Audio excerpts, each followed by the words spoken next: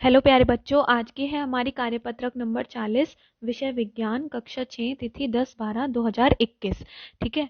हमारा शीर्षक है सजीव एवं उनका परिवेश। ठीक है, ये हमारा विषय है।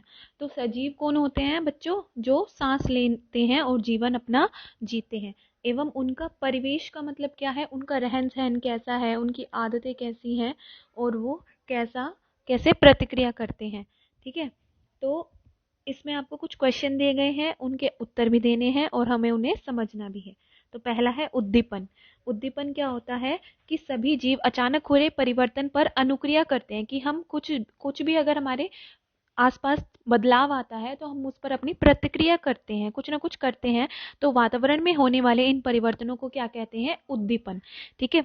जैसे कि अचानक अधिक प्रकाश होने पर मनुष्य तथा जानवर अपनी स्थिति के अनुसार अनुक्रिया करते हैं।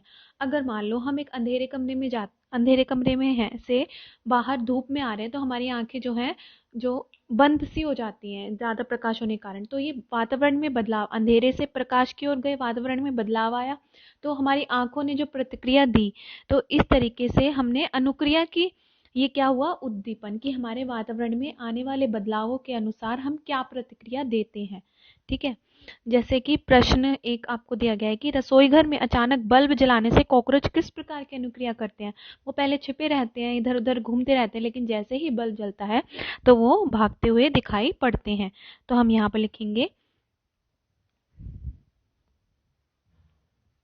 तो आप लिखेंगे कि कॉकरोच भागने लगते हैं एवं अपने स्थान पर छिप जाते हैं। तो ये कॉकरोच ने क्या किया? जैसे ही अंधेरा था तो वो आराम से घूम रहे थे, लेकिन लाइट जलते ही वो इधर उधर भागने लग गए, उन्होंने अपनी प्रतिक्रिया देनी शुरू कर दी। तो ये हमने क्या करा? तो कॉकरोच ने वातावरण के बदलने पर जो अपनी अनुक्रिया दी है, इसको हमने क्या कहा है? उद्दीपन। अब अगला है, क्या सजीवों में उत्सर्जन होता है? तो उत्सर्जन का मतलब क्या होता है कि शरीर से अपशिष्ट को बाहर निकालना। कोई भी वेस्ट मटेरियल है बॉडी के अंदर है तो उसे हम बाहर निकालते हैं। ठीक है। तो सभी जीव भोजन करते हैं। आहार का केवल कुछ ही भाग शरीर के द्वारा उपयोग में आता है और बाकी क्या है? अपशिष्ट के रूप में शरीर से बाहर निकाल देते हैं। ठीक है। इस निकालने की प्रक्रिया को हम क्या कहते हैं? उत्सर्जन। तो आप सिंपल भाषा में ये भी कह सकते हैं कि शरीर से अपशिष्ट पदार्थ को बाहर निकालने की प्रक्रिया क्या कहलाती है? उत्सर्जन। गति क्या सभी सजीवों के द्वारा की जाती है? तो गति का मतलब होता है एक स्थान से दूसरे स्थान पर जाना। ठीक है। अधिकतर जीव एक स्थान से दूसरे स्थान पर गति करते हैं। पौधे सामान्यतः जमीन से जकड़े रहते हैं, तो पौधे गति नहीं करते। ठीक है। परंतु विभिन्न पदार्थ, लेकिन जैसे कि जल हो गया, खनिज हो गया, एक भाग से दूसरे में संवहित होते हैं। जैसे जमीन में हम जल देते हैं तो वो अंदर ही अंदर पौधों के जो उत्तक होते हैं उससे पत्तियों तक जाते हैं।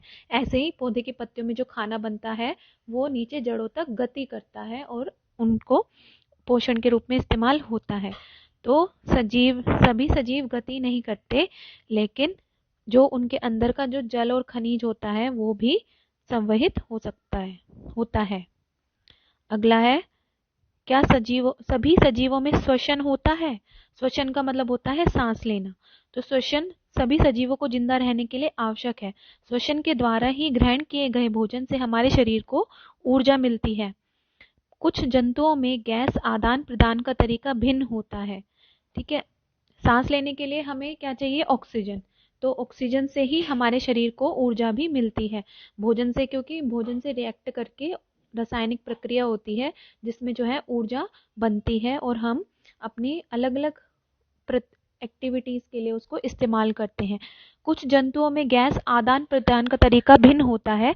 जैसे केंचुआ त्वचा द्वारा सांस लेता है। हम कैसे सांस लेते हैं? हम फेफड़ों से सांस लेते हैं। केंचुआ कैसे लेता है सांस? त्वचा के द्वारा। मछली गिल्स होते हैं, सबको पता है। मछली गिल्स की सहायता से जल में घुली हुई ऑक्सीजन अवशोषित कर लेती है। इसी प्रकार पौधों में भी गैस का आदान प्रदान कैसे होता है? पत्तियों द्वारा। पत्तियों में क्या होते हैं? छोटे छोटे छेद होते हैं, छिद्र होते हैं, जिनसे वायु अंदर आती है तथा ऑक्सीजन बाहर निकलते हुए कार्बन डाइऑक्साइड का प्रयोग करती है। आपको पता है ना, पौधे क्या करते हैं? ऑक्सीजन को बाहर निकालते हैं, कार्बन डाइऑक्साइड को अंदर लेते हैं। और मनुष्यों में क्या होता है? ऑक्सीजन अंदर आती है और कार्बन डाइऑक्साइड बाहर जाती है। श्वसन और सांस लेने की प्रक्रिया में अंतर देखो, सांस लेना और श्वसन में अंतर बताया गया है कि कोशिकाओं और पर्यावरण के बीच सांस लेने और छोड़ने की एक सजीव प्रक्रिया है। सांस लेने का क्या है, एक जैविक प्रक्रिया है। जैविक का मतलब है कि कोशिका और पर्यावरण के बीच सांस लेने और छोड़ने की, ठीक है। लेकिन श्वसन क्या है, ये एक रासायनिक प्रक्रिया है जिसमें जो कोशिका के भीतर ही होती है, जिसमें ऊर्जा पैदा होती है, ठीक है। ये एक जैविक प्रक्रिया है और ये कैसी है, रासायनिक प्रक्रिया। इसी से आधारित एक प्रश्न दिया गया है, सांस लेना कैसी प्रक्रिया है, यहाँ पर आप लिखेंगे जैविक, ठीक है। और जबकि श्वसन कैसी है, एक रासायनिक प्रक्रिया है, रासायनिक प्रक्रिया है। आखिर में है हमारा कोविड उचित व्यवहार संबंधी संदेश। कोविड 19 के विरुद्ध लड़ाई में सुरक्षित रहने के लिए मास्क पहने। Thank you.